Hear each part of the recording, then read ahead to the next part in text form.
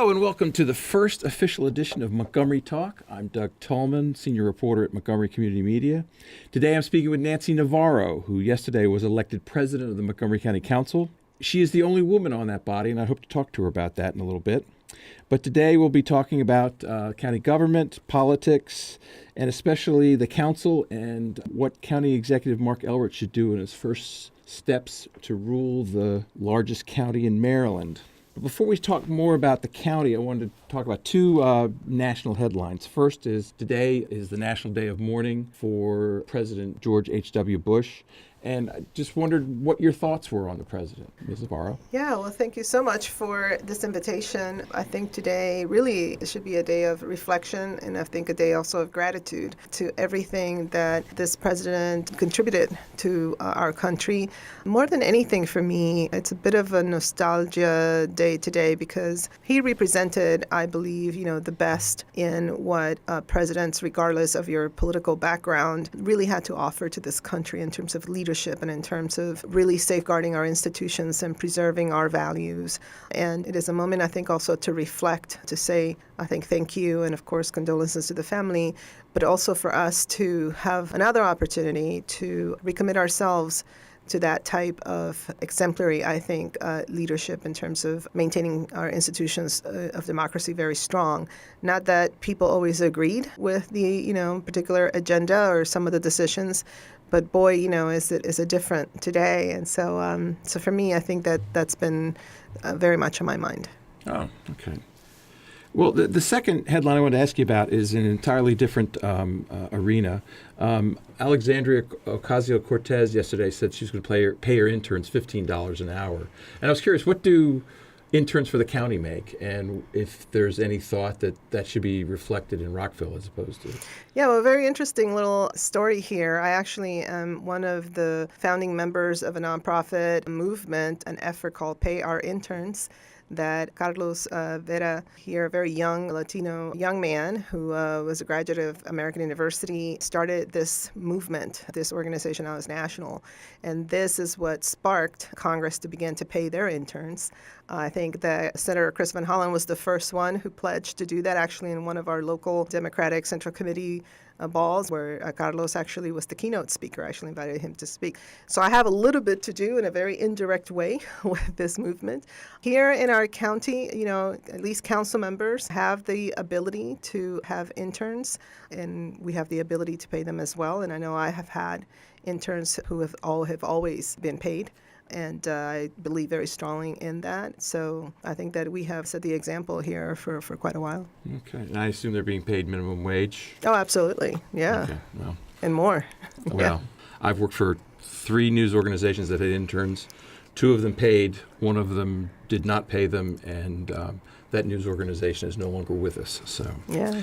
Of course, the executives' ball was Monday night. I pulled Peter Francho aside, and he said that the state is expecting an ocean of revenue, which is not something you normally hear him say, because it's a result of Trump tax cuts, and it's also because he's starting to assess sales taxes on internet sales. What's your sales pitch to him on where that money should go?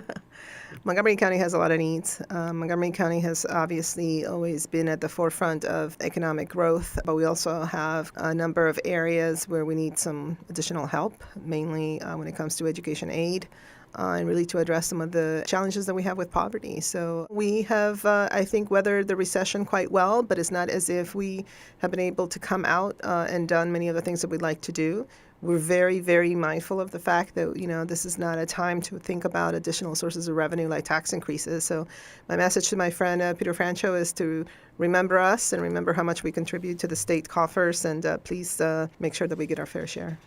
Well, speaking of tax increases, I pulled Craig Rice aside, and we talked a little bit about universal pre-K, and he doesn't think the county can fulfill its goals without additional resources, which is just another way of saying a tax increase. How will the county kind of balance that?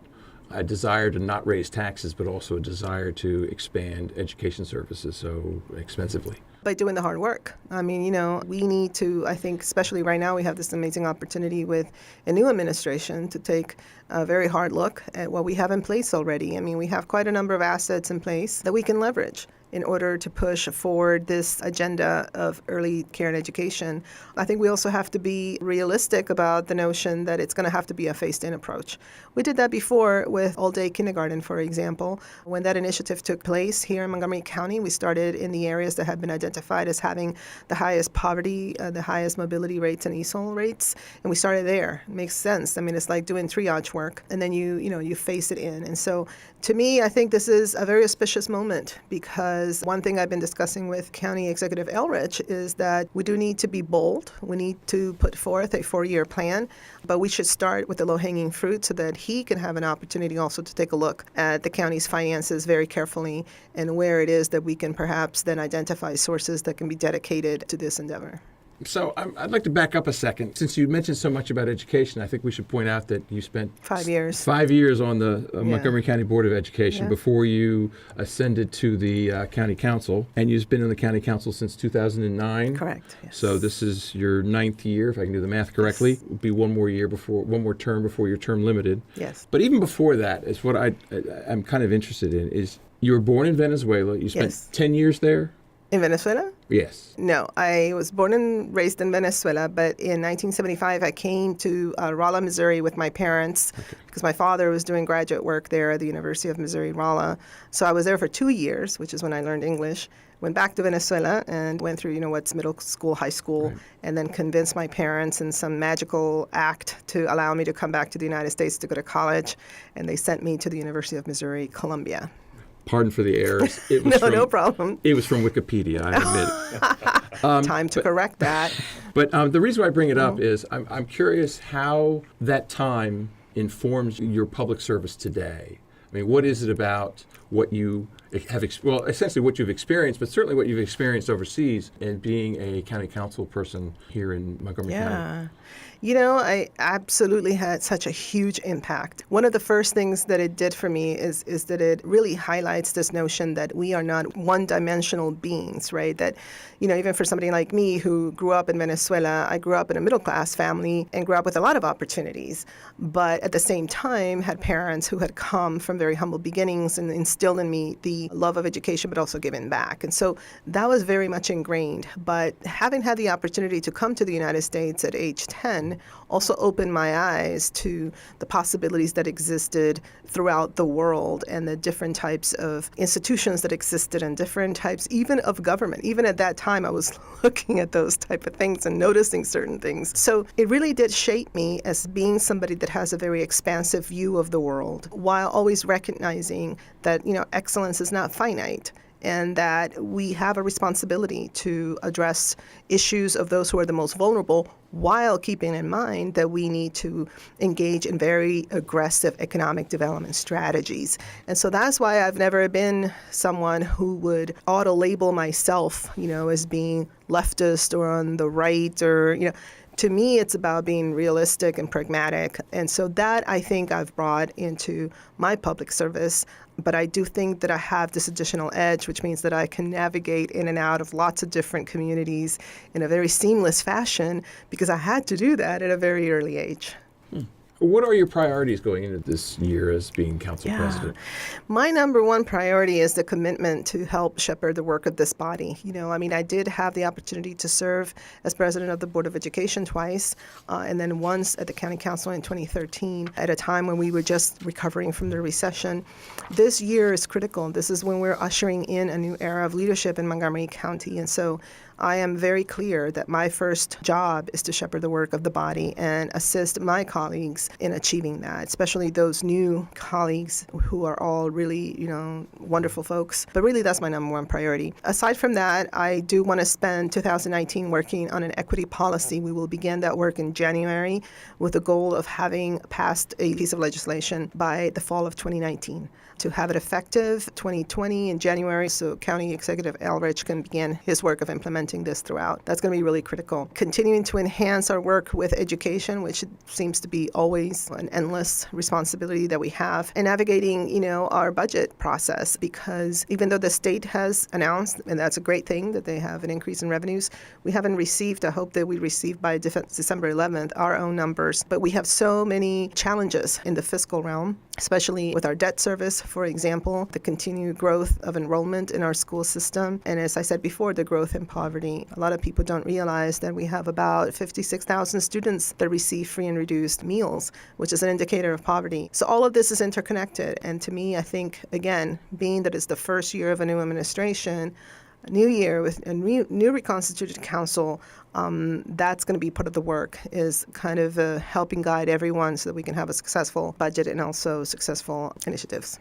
Okay, I'd like to back up a second, and could you describe the equity policy and what exactly it'll do? Sure. The goal is to make sure that we have a law in place that mandates that every time we look at budgetary decisions, land use decisions, legislation that we are proposing, that there is an analysis so that we can benchmark ourselves and ensure that we are not exacerbating disparities or inequities that already exist in the county.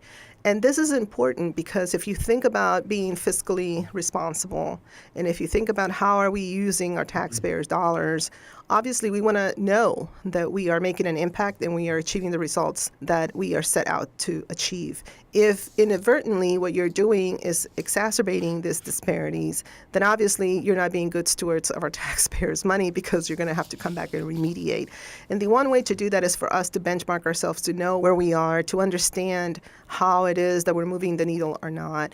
Places like King County in the state of Washington, which I spent some time this summer visiting with their folks there, have engaged and embarked in this and have done this in a way that is structural and in a way that you are accountable.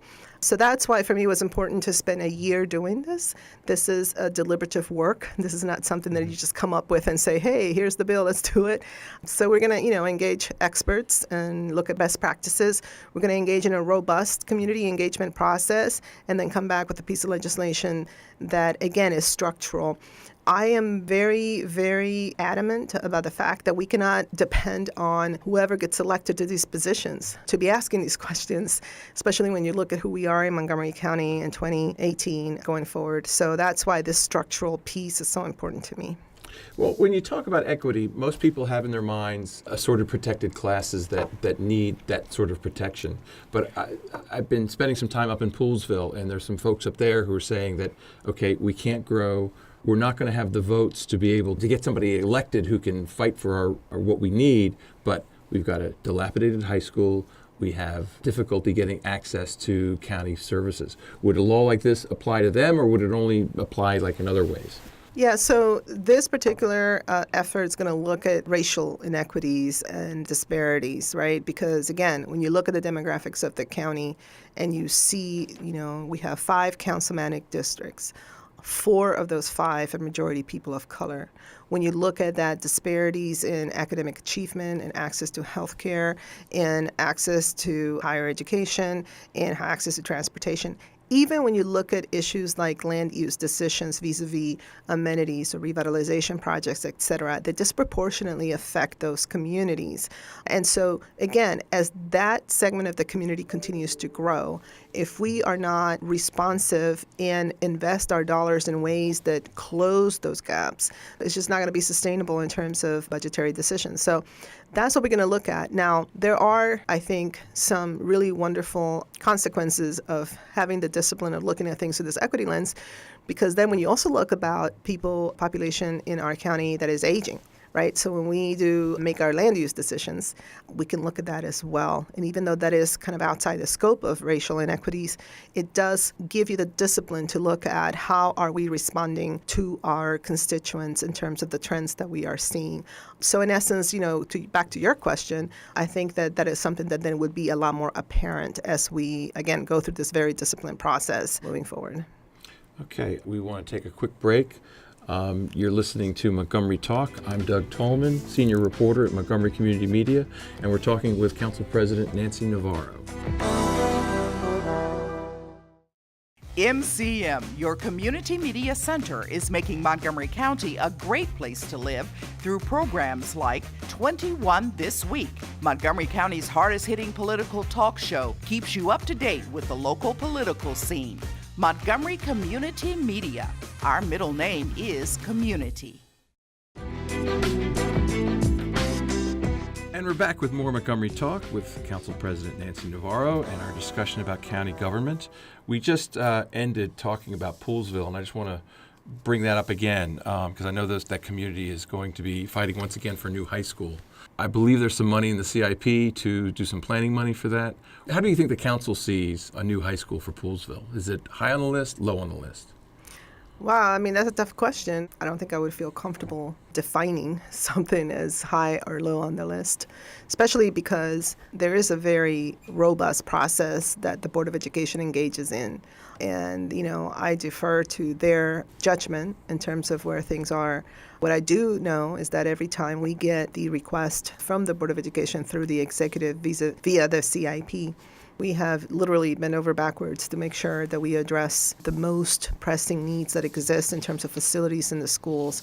So much so that, in 2016, this is why we raised recreation taxes. It was so that we could add money to our CIP budget without having to affect our debt service. For example, in areas like Kent Mill, where we have Lee Middle School, and a school that had not been renovated since 1964, where literally you had leaks all over every single hallway and you had floors and things like that, we did make a decision to keep that on schedule because there were health and safety issues. So, this is a council that has a long history of always responding to the most pressing need, and I don't think it would be any different this year. Okay. Toward the end of this term will be about the time when the council decides what to do about the minimum wage. You'll hit the $15 an hour, I guess, in 2021, just in time for an election year to decide what to do about it. Any thoughts on what your next steps are going to be? I think we engaged in a phased-in approach first. And, when I was president in 2013, I'm very proud. This was one of the signature accomplishments of my presidency. And then, of course, when we decided to adopt a bill that would take it to the $15 level. And so I believe that we have accomplished something really important for Montgomery County and their residents. And as far as I know, there hasn't been any conversation about any further bills. Nobody wants to take it to $20 an hour. I haven't heard that. Okay. I expect development is going to change under the Elrich administration. Of course, development was a huge part of the election coming up, but it seems development is pretty much a council function. At least you guys get to set policy. You guys pass land use guides. You guys pass master plans. The planning board reports to you. So you have a far greater role as far as what happens as far as development. Right, which is why I watched this campaign debate, very closely and kept asking myself, why was there such a strange energy around the issue of the possibility of Mark Elrich becoming executive? The truth of the matter is that the council is the one who has been, through the charter, is responsible for land use decisions. And so it's interesting. And we have actually engaged, I think, in passing, the most master plans ever, at least this outgoing council did. So I feel like, in terms of master plans, we are pretty much updated, right? We've done quite a lot of work, the zoning rewrite, a lot of those things. So now is the job of looking at our county comprehensively. We can't look at redevelopment or development in isolation. And so the work of developing a strategic vision for the county is one that now we can engage in for this next chapter and this next iteration of leadership. What is it that we want Montgomery County to be perceived as? What is it that we want to position ourselves as being? And then look at the different master plans that we have adopted to see how we can promote that. So transit-oriented development is a big thing. We were talking earlier about how do we expand the tax base? I would like to attract young professionals to the county at the same time as the population is aging. People want to downsize. Transit-oriented development is very attractive to those two demographic segments. So, making sure that the amenities are there, making sure that people see that there is vibrancy, but also respecting the fact that there are a lot of single-family home neighborhoods and quiet cul-de-sacs, and ensuring that remains the case, because then it means that you have choices. When I talk about diversity in the county, I also refer to the fact that we have a lot of choices of where to live, how to live. And that's, what we have positioned in terms of policy. I think debate will continue in terms of What does it take to, for example, build housing? How much money are we supposed to be extracting from those who are supposed to build housing, understanding that developers are not in the business of charity? They have to make money because it's a private sector endeavor. So there's always going to be that tension, and that is the work that we continue to take upon. So again, I see it as a holistic approach, a macro approach, while having been part of the council that made some strategic decisions about where do you place, higher density? Where do you look at opportunities to have more affordable housing, avoiding concentration of affordable housing, for example, not to create imbalances? This is not a one soundbite type of answer because it's a very complex issue for a county where almost 30% of the land has been reserved for agricultural use. It continues to be that challenge, but I think that this is a council that understands that. And I do know that we can work collaboratively with Mark Elrich to ensure that we move forward an agenda that works for everybody and that is sustainable. Once again, Montgomery County has lost a major employer to Virginia with the announcement of Amazon going to Crystal City. What does the county have to do to flip that script? Well, maybe the region gained a major employer. I like to look at it from that lens, and I'm not going to be shy about saying that as somebody who is a member of the board of COG, the regional body here, Council of Governments, we always talk about opportunities that the region can go after. And there is no doubt that we were all competing very, forcefully, but we are very pleased that, the Washington metropolitan region through, this Northern Virginia decision that we're going to have this major employer coming here for the first time. So I look at it from that perspective. But I think that, we heard some remarks from Executive Elrich about looking at our regulatory regime and seeing where we can, continue to streamline. I think that the Economic Development Corporation has done good work, and it's time to take it up to the next level.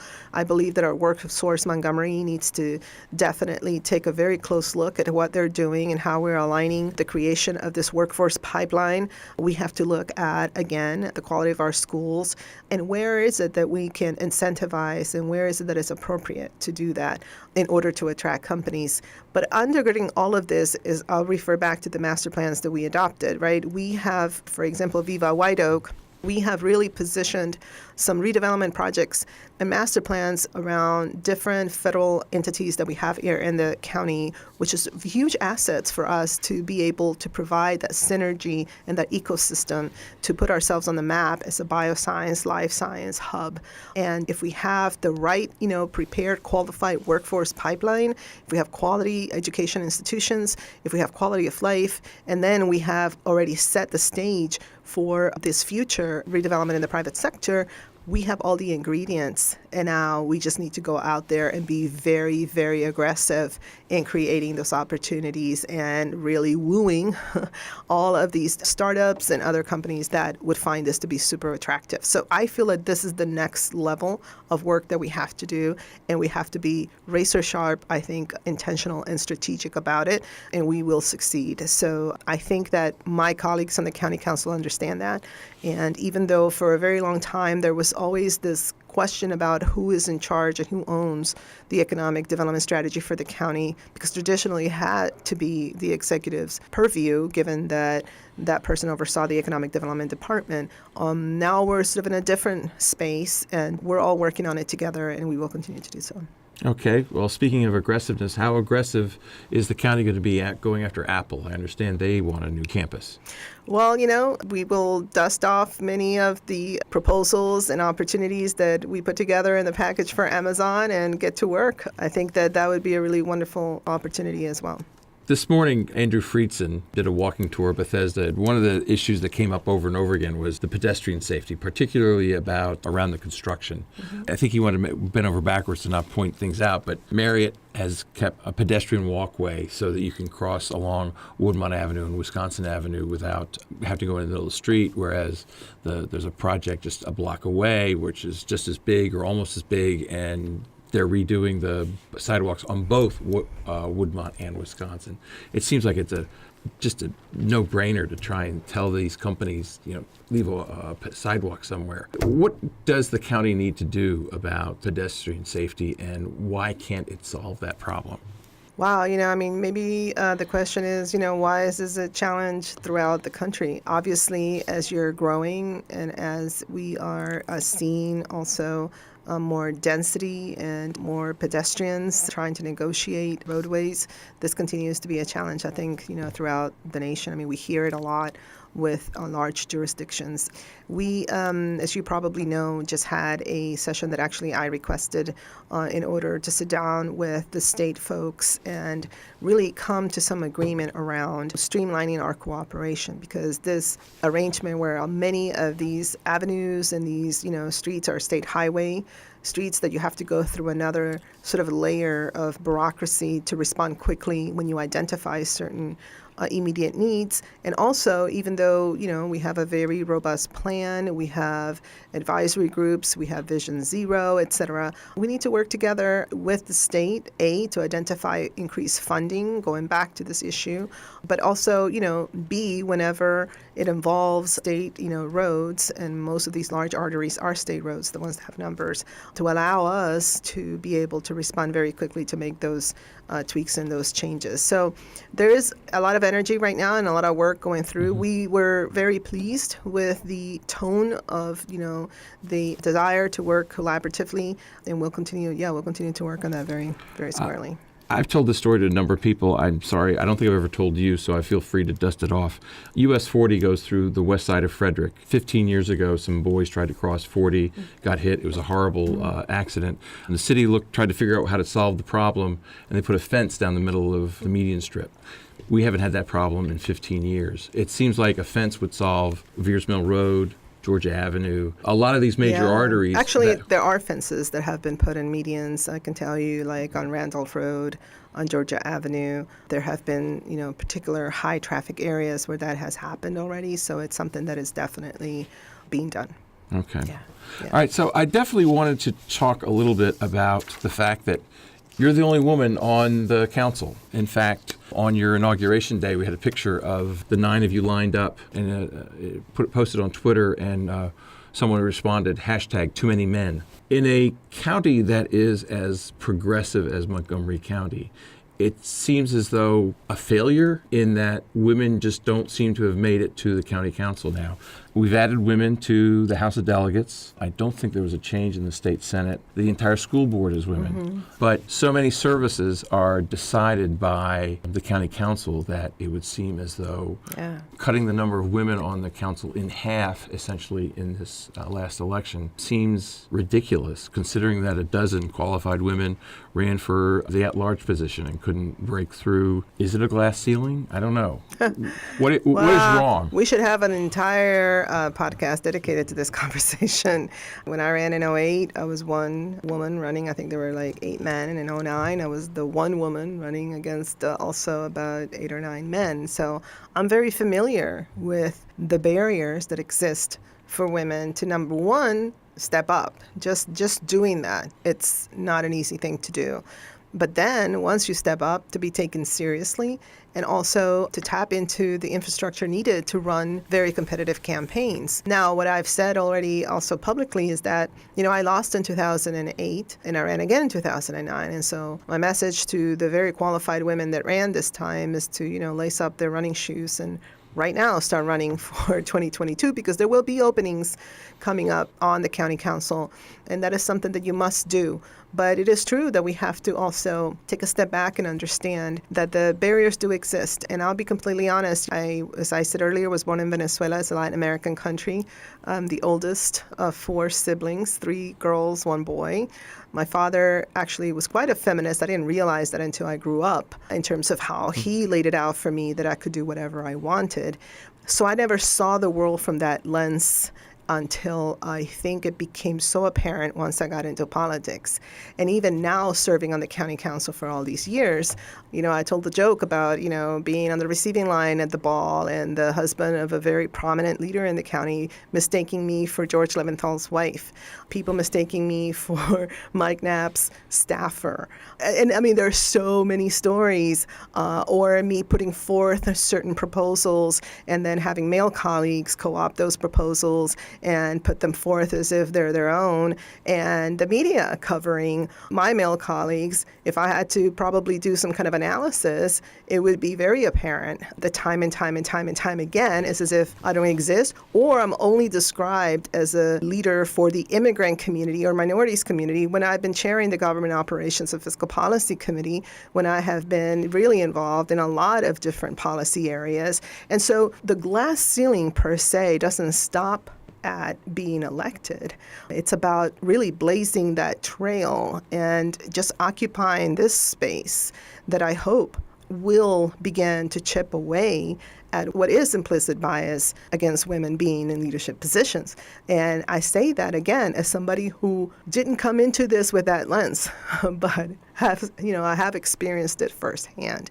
So yeah, I think we need to take a look and examine our choices, and I'm hoping that 2022 will be a different story for sure. And so, I'm very open and transparent, and I always share my experiences, and I've mentored many young women, including many through my office, giving them opportunities to be in this space. But we do need to do more. In talking with the candidates during the election, the women who ran, I think almost every one of them said, I don't want to be elected because I'm a woman. They want to be elected because of what their skills are. Absolutely. And I almost wonder if that isn't something that ought to be re-examined. If it's perfectly all right, for example, to say we need an African-American voice on the council. We need a voice from the up county. We need a voice from these different neighborhoods. It may be quite logical to then turn that around and say we should have a female voice, and more than just one female voice, have 50% of it be female voices. Again, and I think I started this conversation with saying that my experience having, been born and raised in a different country and coming here very young helped me really see the world in a more expansive fashion. So I think it's sad that in 2018 we're still having this conversation, right? That somehow when I was running, I would hear established elected officials say to me, be careful not to be typecast as the Latina council member, the Latina member of the Board of Education, and it's kind of like, look, I can't help that. I mean, that's who I am, right? But I'm much more than that. And so that whole conversation is one that deserves a lot more scrutiny in terms of how do we present ourselves, how are we perceived, and also the opportunities that might exist. The public campaign finance bill, which I know has been credited, of course, to Councilmember Phil Andrews, because, he was a big proponent. But to be honest with you, I spent so much time as chair of the GO committee working on that bill because it came through my committee. And as a matter of fact, the committee to recommend the funding level was my proposal. And, I have a lot of gray hairs by getting that bill out there. But anyway, it really also helps to expand access for people like women who maybe before didn't think that they could be viable because of this whole fundraising, machinery that is so hard to break through. Many of us, and I will count myself, don't enjoy having to make cold calls and ask for money. So we have put in place some structural openings. And I think, again, I think that 2022, I am really hopeful that we're going to change that. We have to, I'll be honest, and it does make a difference to have leadership that reflects the community. That makes a world of difference, including, in terms of backgrounds. And I'll just give you another anecdote. A lot of people assume that I know a lot of things about everything that has to do with the Latino community. And the reality is that I've had to really, study a lot and learn a lot in order to be an informed policymaker. So it goes for everybody, I think. But it's a great topic, and I hope that we can talk about that even more. Well, I think now's a good time to end. That's the final word. Thank you, Nancy Navarro, for coming to join us. And thank you all for listening. I'm Doug Tallman, senior reporter for Montgomery Community Media. And next time, be sure to go to our website, mymcmedia.org, and have a great day.